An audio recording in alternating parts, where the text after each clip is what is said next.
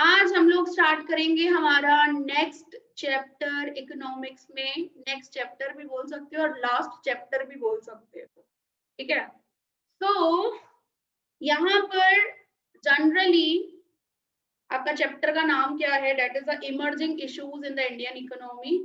सो हमारे Indian economy में बहुत ज्यादा इश्यूज जो पैदा होते जा रहे हैं, दैट इज द चैलेंजिंग जो होते जा रहे हैं।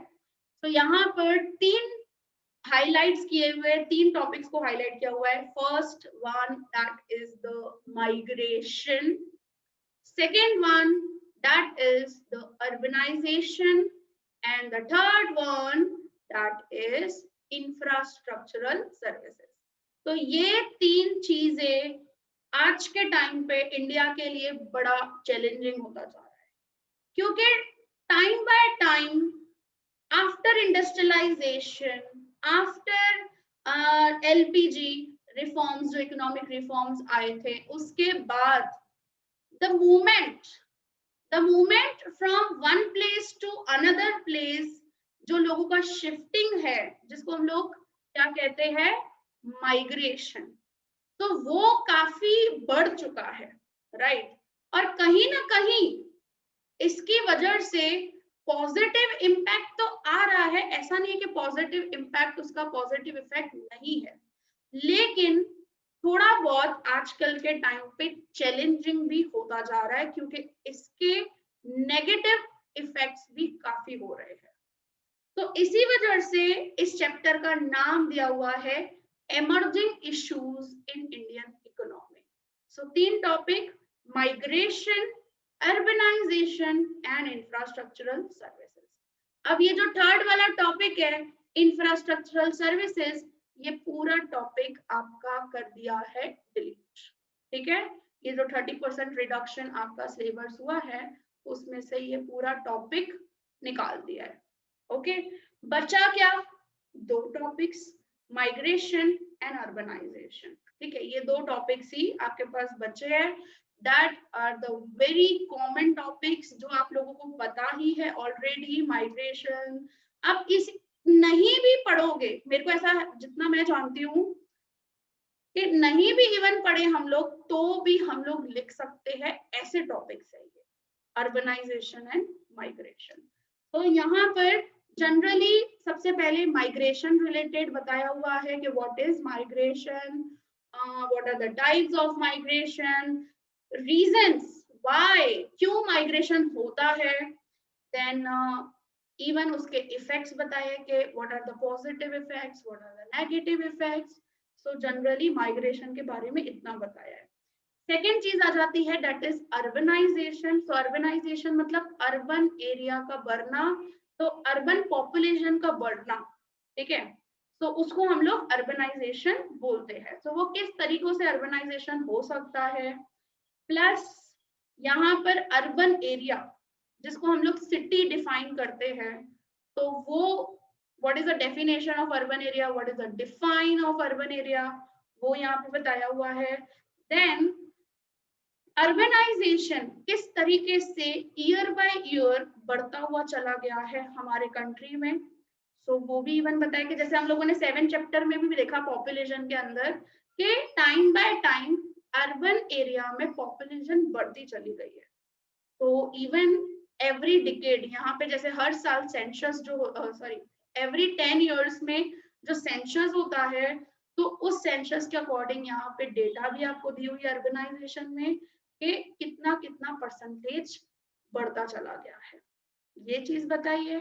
एंड इफेक्ट्स बताए हैं इसके अर्बनाइजेशन के, कि अगर अर्बन पॉपुलेशन बढ़ती चली जाएगी, अगर अर्बन एरिया का एक्सपांशन होगा, तो उससे फायदे, उससे पॉजिटिव इफेक्ट्स क्या होंगे, उसका इम्पैक्ट क्या पड़ेगा पॉजिटिवली और even negatively, because you know कि every coin has two sides. So चाहे पॉजिटिव हो चाहे नेगेटिव, दोनों चीजें आएगी ही आएगी। एंड इस चैप्टर के अंदर से भले आपके पास 2 टॉपिक लर्न करने के लिए बचे हैं, लेकिन ये चैप्टर के अंदर से आपसे 5 मार्क का क्वेश्चन पूछा जाएगा। तो 5 मार्क का क्वेश्चन आपके पास है 3 क्वेश्चन याद करने के लिए। कौन सा? सबसे पहला, कॉजेस ऑफ माइग्रेशन, ये वाला पूछा जाता है 5 मार्क के अंदर क्वेश्चन। दूसरा question, effects of migration, positive negative, effects of urbanisation, positive negative. ये 3 क्वेश्चन में से कोई ना कोई एक क्वेश्चन 5 मार्क में होता ही होता है, ठीक है। बाकी 3 मार्क्स में से भी पूछ सकते हैं और 2 मार्क्स में भी जनरली इस चैप्टर के अंदर से आता ही है। मतलब चैप्टर बड़ा इजी है, चैप्टर बड़ा छोटा कर दिया है, क्योंकि इंफ्रास्ट्रक्चर में से काफी पहले पूछा जाता था 3 मार्क्स के अंदर, बहुत अच्छी स्टेटमेंट्स एजुकेशन रिलेटेड वगैरह, और या तो फिर हेल्थ या तो पेट्रोलियम वगैरह ऐसे सबके रिलेटेड जो इधर शॉर्ट नोट्स पूरे पूरे अच्छे से दिया हुआ है, वो बहुत अच्छा पूछते थे और बहुत अच्छा दिया भी हुआ है आपके बुक के अंदर। लेकिन अब वो टॉपिक डिलीट कर दिया है, तो आपके पास बहुत छोटा चैप्टर हो गया है, बहुत छोटा चैप्टर। सो 5 मार्क्स में Sakshi, causes of migration, effects of migration and effects of urbanisation, ये 3 क्वेश्चन में से ही 5 मार्क का कोई ना कोई एक क्वेश्चन होता है। तो चैप्टर बड़ा छोटा है और वेटेज काफी अच्छा लेवल का है। करना क्या है, माइग्रेशन बहुत इजी, एकदम इजी, और अर्बनाइजेशन भी एकदम इजी है।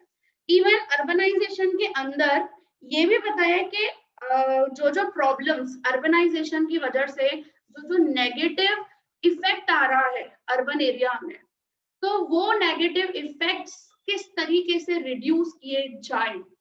तो गवर्नमेंट किस तरीके से स्टेप्स उठाती है, मेजर्स लेती है, ताकि जो भी अर्बन एरिया में जो भी प्रॉब्लम्स अराइज होते हैं उसको कैसे रिड्यूस किया जाए।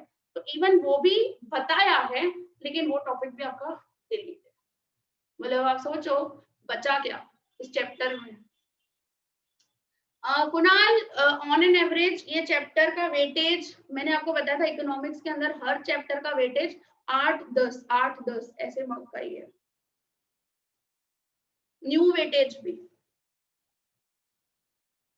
तो 2 मार्क में क्वेश्चन होगा, 3 मार्क्स में क्वेश्चन होगा, 3 मार्क्स में दे नहीं दे 5 मार्क्स में आएगा। इस चैप्टर के अंदर से आता ही है, वैसे भी पूछते ही है, और बट इसमें तो सैंपल पेपर में भी दिया हुआ ही है, इस चैप्टर के अंदर से इवन 2 क्वेश्चंस दिए हुए हैं सैंपल पेपर के अंदर, 1 है या 2 है, पॉपुलेशन के 2 है, हाँ पॉपुलेशन के 2 है, एक नॉर्मली क्वेश्चन पूछा हुआ है टू द पॉइंट वाला, और एक ग्राफ दिया हुआ है, हाँ वो 2 क्वेश्चन है, यस। और अर्बनाइजेशन के अंदर से भी है क्वेश्चन, ये वाले चैप्टर के अंदर 11 चैप्टर के अंदर से, ठीक है। So this is a basic information और basic overview of your chapter. सबसे पहले हम लोग शुरुआत करते हैं यहाँ पर, हमारा पहला टॉपिक दैट इज माइग्रेशन, ठीक है। उससे पहले स्टार्ट करने से पहले बेसिक इंट्रोडक्शन चैप्टर का क्या लिखा है वही। Major economic changes were brought about in 1991, which are identified as economic reforms. Liberalization, privatization, globalization have changed Indian economy. जबरदस्त का चेंज किया है, हम लोग 11th स्टैंडर्ड में इस चीज को पढ़ते हुए आए हैं completely, and as a result Indian economy is being considered as one of the fastest growing economies in the world. So migration and urbanization are considered as a gifts of development process in the country, and it is not at all exaggerated statement. मतलब ऐसा नहीं है कि सिर्फ नुकसान ही नुकसान है migration और अर्बनाइजेशन से, बहुत अच्छा इम्पैक्ट पॉजिटिव भी है, काफी अच्छा अच्छे लेवल का। So migration urbanisation as a gift है, ठीक है।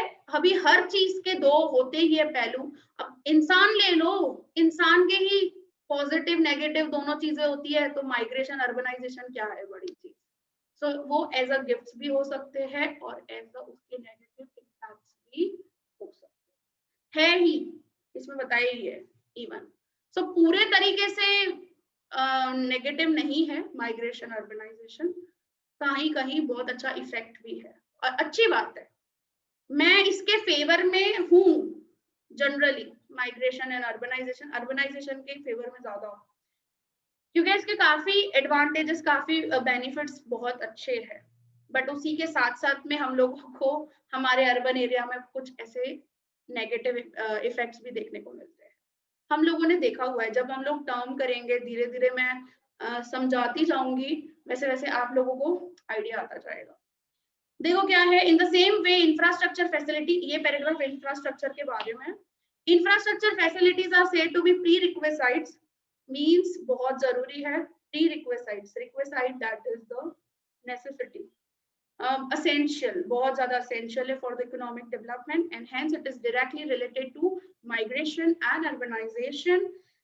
क्योंकि सीधी सी बात है, इंफ्रास्ट्रक्चर फैसिलिटी तो चाहिए ही चाहिए अपने को, roads, railways, electricity, petrol, health, education, housing, ये सब इंफ्रास्ट्रक्चर में ही आता है।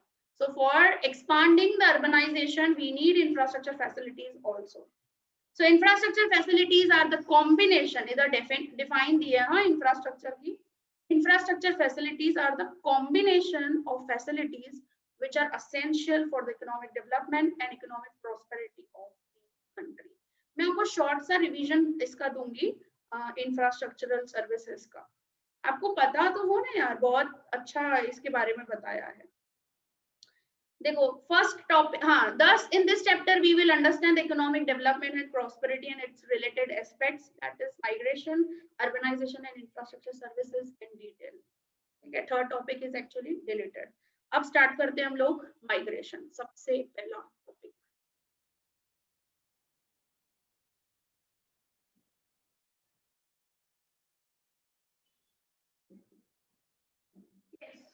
Can anyone say what is migration? क्या होता है माइग्रेशन?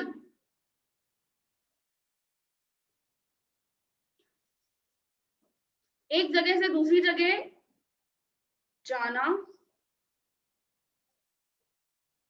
यस, बहुत सारे लोग माइग्रेट होते हैं, moving from one place to another. Okay fine, तो माइग्रेशन हम लोग लिख सकते हैं, migration is a movement from one place to another place। ठीक है, from one place to another place। क्यों जाते हैं?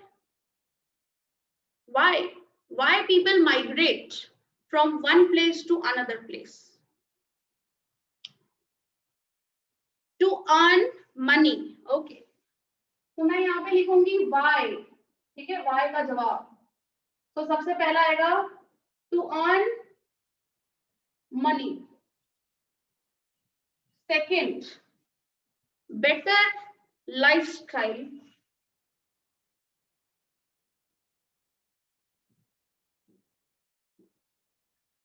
तीसरी चीज आएगी better education and the fourth one better okay employment. Yes, मैं लिख सकती हूँ एम्प्लॉयमेंट, इसमें भी आ ही जाता है, टू अर्न मनी में भी ये चीज आ जाती है। और बेटर लाइफस्टाइल के अंदर सब चीजें आ जानी चाहिए actually, better standard of living, better lifestyle के अंदर एंटरटेनमेंट फैसिलिटीज और ये वो सब चीजें आ जानी चाहिए। यस, मेडिकल फैसिलिटीज हम लिख सकते हैं। और क्या रीजंस है जिसकी वजह से लोग माइग्रेट होते हैं? सिर्फ इतने reasons? Availability of luxurious items in another area, okay fine, better lifestyle में आ गया। सिर्फ इतने रीजंस? इंफ्रास्ट्रक्चर वगैरह अच्छा होता है, ओके फाइन, वो भी आ जाता है बेटर स्टैंडर्ड ऑफ लिविंग के अंदर चीज। Why people migrate to another place? Only this much reasons, बस इतने ही है खाली। जॉब आ गया, एम्प्लॉयमेंट आ गया,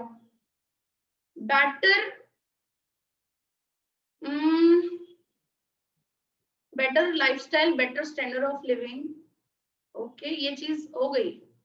better lifestyle, better standard of living, Akash. और कोई, मैं कल उठकर शादी कर मैं बाहर किसी और कंट्री में चली जाऊं या मैं कोई और स्टेट में चली जाऊं, that can also be called as a migration. Marriage is also a reason.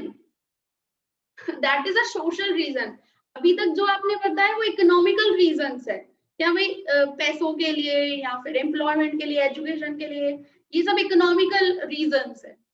Social reasons भी तो हो सकते हैं ना, माइग्रेट होने के एक जगह से दूसरी जगह। ऐसा नहीं है कि घूमने जाना है भाई, ये समझ लेना। माइग्रेशन जो होता है, जो मूवमेंट होता है from one place to another place, वो लॉन्ग टर्म के लिए होता है। ऐसा नहीं है कि हम 15-20 दिन बाहर कहीं घूमने गए उसको माइग्रेशन बोलेंगे। मतलब परमानेंट बेसिस पे हम लोग किसी और स्टेट में, किसी और एरिया में, किसी और कंट्री में हम लोग चले गए, ट्रांसफर हो गए हम लोग। तो for permanent basis long term के लिए ये चीज होनी चाहिए, शॉर्ट टर्म नहीं। सो यहाँ पे इंपॉर्टेंट चीज आएगी, yes of course Simran, natural calamities वगैरह होती है। सो नेचुरल कैलामिटीज की वजह से भी लोग माइग्रेट होते हैं कि भाई अभी जैसे आसाम में हर साल फ्लड आता रहता है, आता रहता है, आता रहता है, अर्थक्वेक कोई स्टेट में आएगा ही हर साल, तो उसकी वजह से तंग होकर लोग शिफ्ट हो जाते हैं दूसरे एरिया में। This is also the reason. तो यहाँ पे मैं लिख सकती हूँ मैरिज, फिर even natural calamities,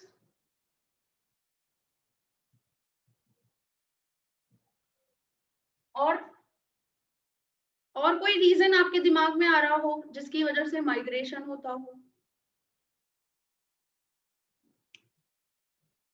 yes, anyone? हमारे देश में ना लड़ाई झगड़े होते रहते हैं फॉर एग्जाम्पल, और यहाँ तो फिर दंगे फसाद होते रहते हैं हमारे देश में। आपको अच्छा लगेगा?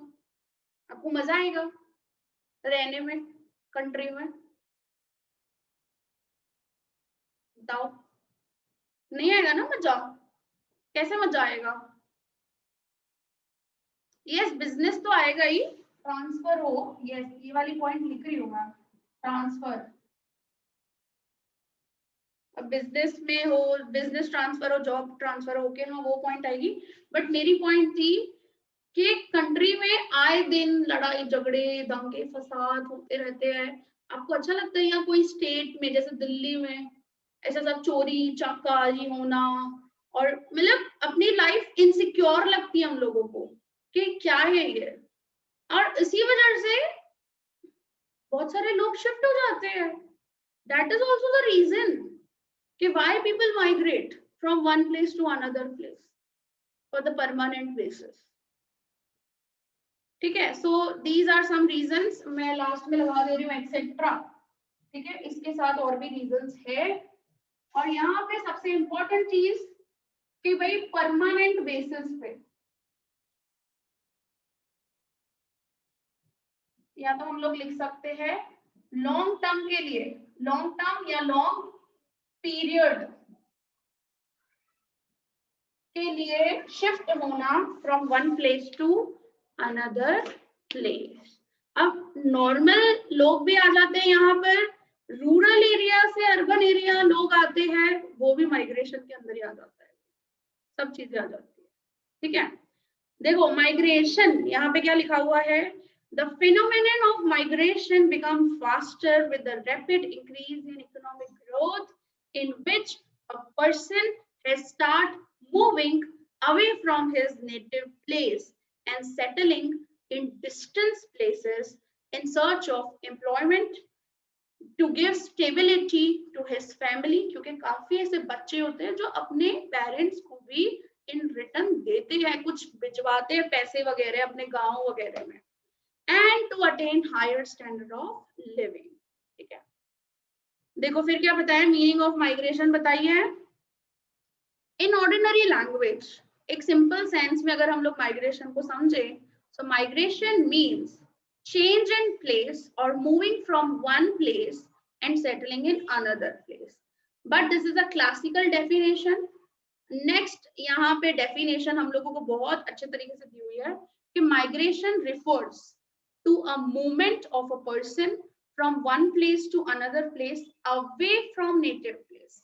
तो यहाँ पे हमारी डेफिनेशन में क्या ऐड हो जाएगा, अवे फ्रॉम नेटिव प्लेस, ठीक है, इधर विद इन और आउटसाइड। या तो कंट्री के अंदर ही उनका शिफ्टिंग होगा, एक स्टेट से दूसरे स्टेट, एक एरिया से दूसरे एरिया, रूरल एरिया से अर्बन एरिया। अगर ऐसा हुआ, ऐसा भी हो सकता है, तो हम लोग यहाँ पे लिख सकते हैं इधर विद इन और आउटसाइड, ठीक है, या तो विद इन या तो आउटसाइड द कंट्री। क्यों? For job, for occupation, business, or in search of a better standard of living, but on permanent basis। ये पूरी डेफिनेशन को कंसिडर्ड किया जाएगा एज द माइग्रेशन अगर ये सब चीजें होंगी। Movement from one place to another place, ठीक है, इधर विद इन द कंट्री और outside the country. Why? For job, business, occupation, better standard of living, आप लिख सकते हो जो भी आपको रीजन आते हो, एक्सेट्रा, ऑन परमानेंट बेसिस, ठीक है। यस ऑफ कोर्स विकास, क्यों नहीं बोलेंगे, सरदारनगर से भोपाल शिफ्टिंग हो जाते हो आप, भाई आप सरदारनगर से माइग्रेट हो गए वो एरिया में, क्यों नहीं बोल सकते हम लोग, ऑफ कोर्स बोल सकते हैं। ये एरिया से दूसरे एरिया चले गए या फिर किसी और स्टेट चले गए, वो भी इसी के अंदर आएगा। तो विद इन बोल तो रही हो, विद इन द कंट्री हो या आउटसाइड द कंट्री हो, for job, business, occupation, better standard of living, और जो भी रीजंस आपको लिखने हो आप लिख सकते हो, ठीक है। नहीं, सोसाइटी चेंज की तो नहीं, उसको नहीं बोलेंगे हम लोग, वो इतना नैरो टर्म नहीं है माइग्रेशन का। यहाँ पे माइग्रेशन को थोड़ा वाइडर टर्म किया हुआ है अच्छे से। सो देखो यहाँ पे बताया है कि it is a long term movement within और outside the country, it is done for the job, occupation, business और बेटर स्टैंडर्ड ऑफ लिविंग। इतनी डेफिनेशन है, इतनी डेफिनेशन एक मार्क में आपसे पूछ सकते हैं, सिंपल। सो क्या आना चाहिए, movement from one place to another place for permanent, ये तो याद होना ही चाहिए, फॉर परमानेंट, इधर विद इन द कंट्री और outside the country. Why? Because of job, और या तो बिजनेस, या तो ऑक्यूपेशन, या तो better standard of living, etcetera. That's it, खत्म हो गई डेफिनेशन माइग्रेशन की, एकदम इजी। अब यहाँ पे आ जाते हैं दो टाइप्स उसके, types of migration. 2 mark question, ठीक है, 2 मार्क में पूछ सकते हैं। Place based and region based. Place based के अंदर दो, इंटरनल माइग्रेशन एंड एक्सटर्नल या फिर इंटरनेशनल माइग्रेशन।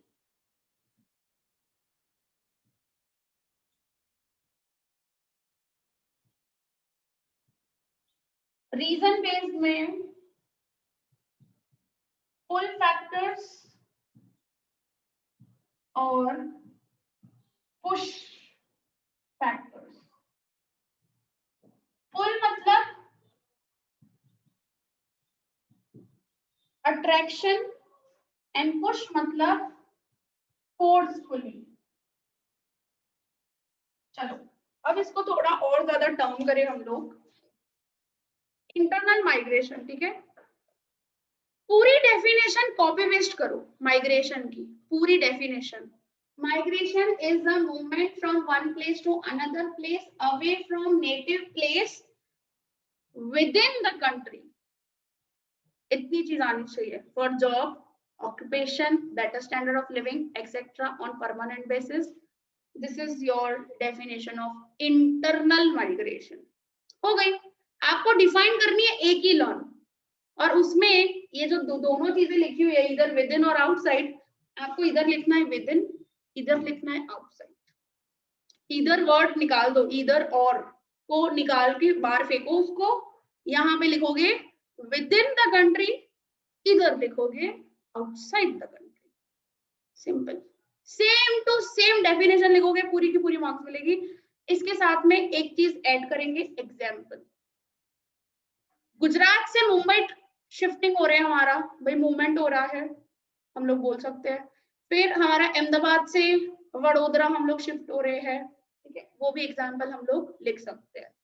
यहाँ पे एग्जाम्पल जो आपका मन चाहे, आपको जहाँ जाना हो, सो यूएस से जाना हो, so India to USA, India to Canada. So अगर मूवमेंट हो रहा हो for job, for occupation, for better standard of living, so ये आपका हो जाता है internal migration, external migration, international migration. Definition, example, definition, example, खत्म आंसर, एकदम इजी, ठीक है। Same to same definition migration वाली ही।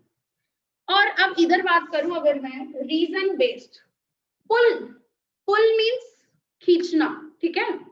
तो many peoples attract towards the better lifestyle of urban area. काफी लोग अट्रैक्ट होते हैं या तो अच्छी एजुकेशन के लिए, भाई वो कंट्री में बहुत अच्छी एजुकेशन है, फिर यहाँ तो वो कंट्री में बहुत अच्छी फैसिलिटीज है।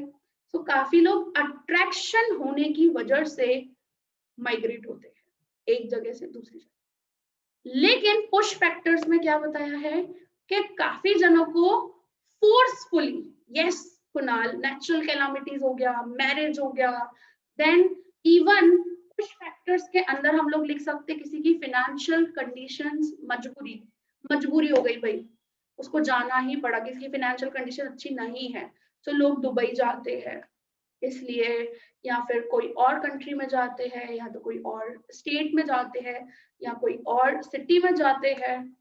सो पुश फैक्टर में फोर्सफुली उनको मजबूरन जाना पड़ता है, ठीक है, तभी वो माइग्रेट होते हैं। और पुल में मस्त, क्योंकि आप देखो कड़ी, कलोल, देगाम, ये आसपास के हमारे इधर जितने भी छोटे छोटे छोटे छोटे एरियाज है, जो गांव है, जैसे मतलब ये छोटी एरियाज है, अभी कलोल, कड़ी तो ये गांव नहीं रहा है, अभी तो काफी अच्छा डेवलप हो गया है वहां पे। बट वहां के लोग हमारे अहमदाबाद आते हैं पढ़ाई करने के लिए। क्यों आते हैं? क्योंकि अच्छी पढ़ाई है। डीसा देख लो, मतलब बहुत छोटा छोटा जो एरिया है, महसाणा से लोग आएंगे, देन जूनागढ़, जामनगर, भावनगर, ऐसे सब एरिया से भी लोग अहमदाबाद आते हैं। अहमदाबाद के लोग मुंबई जाते हैं, पुणे जाते हैं, बेंगलोर जाते हैं, दिल्ली जाते हैं, और वहां के लोग यूएसए जाते हैं, कनाडा जाते हैं, जर्मनी जाते हैं, यूरोप जाते हैं, ऐसे सब जगह पे जाते हैं, ठीक है। तो माइग्रेशन होता है because of attraction, because of pull factors. लोग अट्रैक्ट हो जाते हैं, वहां का लाइफस्टाइल, वहां का एजुकेशन, वहां का काफी अच्छा इनकम लेवल, ठीक है, जो डॉक्टर्स होते हैं, और वो लोग माइग्रेट हो जाते हैं। क्यों? क्योंकि उनको पता है इंडिया में इतना इनकम उनको नहीं मिलेगा, तो वो लोग शिफ्ट हो जाए, वहीं पे अपना पूरा लाइफ सेटल करे। यहाँ तो आपको पता है काफी ऐसा होता है कि प्लान्ड माइग्रेशन होता है काफी लोगों का। भाई अब बच्चा बड़ा होगा, 12th क्रॉस करेगा, भाई 12th स्टैंडर्ड क्लियर किया, कॉलेज में तो बाहर ही जाना है, ठीक है। हाँ, इवन यस कोमल, के विलेज में ट्रेडिशन, कस्टम्स और बहुत सारे रीति रिवाज होते हैं, इसी वजह से भी वो फ्रस्ट होके वो चले जाते हैं, और बाहर मॉडर्न लाइफस्टाइल उनको मिलती है, सब चीजें। जो जना बाहर गया ना, वो लौट के नहीं आने वाला, बहुत ऐसे रेयर होते हैं जो लौट के आते हैं, ठीक है। सो रूरल टू अर्बन देख लो, या फिर आप इंडिया टू अनदर कंट्री देख लो आप, ऐसा होता ही है जनरली। तो बहुत रेयर होता है जो लौट कर आते, तो यहाँ पे दो टाइप्स आ जाते हैं, internal, international, pull and push, ठीक है, तो इतना क्लियर समझ में आया कंसेप्ट एवरीवन? अब इसकी रीडिंग हम लोग कल कर लेंगे। ओके